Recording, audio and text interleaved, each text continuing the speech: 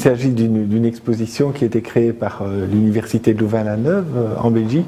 Et donc c'est une exposition qui part de la bande dessinée proprement dite, mais nous avons souhaité aller plus loin, c'est-à-dire embrasser plus l'œuvre de Hugo par rapport à ses prises de position sur la peine de mort, l'éducation, etc.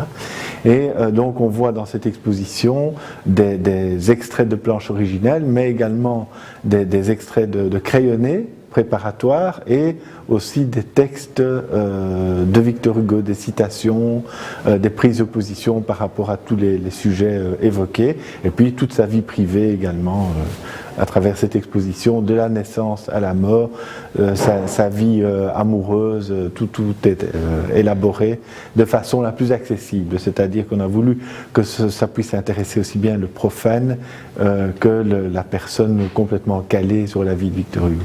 À la faveur de cette exposition, on a décidé de créer une programmation autour de la bande dessinée pour le jeune public, pour tout public d'ailleurs. Donc il y a des ateliers de bande dessinée, des ateliers d'écriture, des spectacles, des conférences. On a souhaité avoir vraiment des acteurs locaux qui sont impliqués dans la vie culturelle à Besançon, qui travaillent avec nous sur cette programmation. Il y a aussi donc un libraire, Thierry Morer de la librairie Mine de Rien, qui viendra faire une petite conférence, présenter quelques bandes dessinées. Voilà. Il y a Théâtre en Vie qui vient la semaine prochaine faire un spectacle donc en musique, autour de la musique et de la danse. Maxime Perrose qui lui a un atelier de bande dessinée avec plusieurs autres illustrateurs qui est à Besançon et qui viendra organiser des ateliers bande dessinée pour les petits et les grands. Et parallèlement à ça, on propose des visites guidées, des ateliers pour le jeune public également. L'idée c'était aussi à travers l'homme Hugo de traverser le siècle, puisqu'à lui tout seul, grâce à ses actions, à ses paroles, à ses rencontres, il représente le 19e siècle. 2 ans et demi de travail acharné, donc 10 heures par jour, 7 jours sur 7.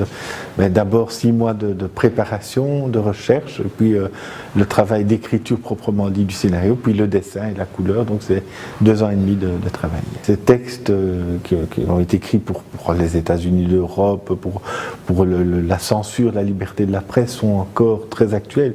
La plupart de ces textes peuvent être sortis tels quels, donc il a eu des prises de position très fortes, et c'est quelqu'un qui est beaucoup plus qu'un romancier, donc il imprègne son siècle. Il avait une personnalité très forte et une vie privée très intéressante.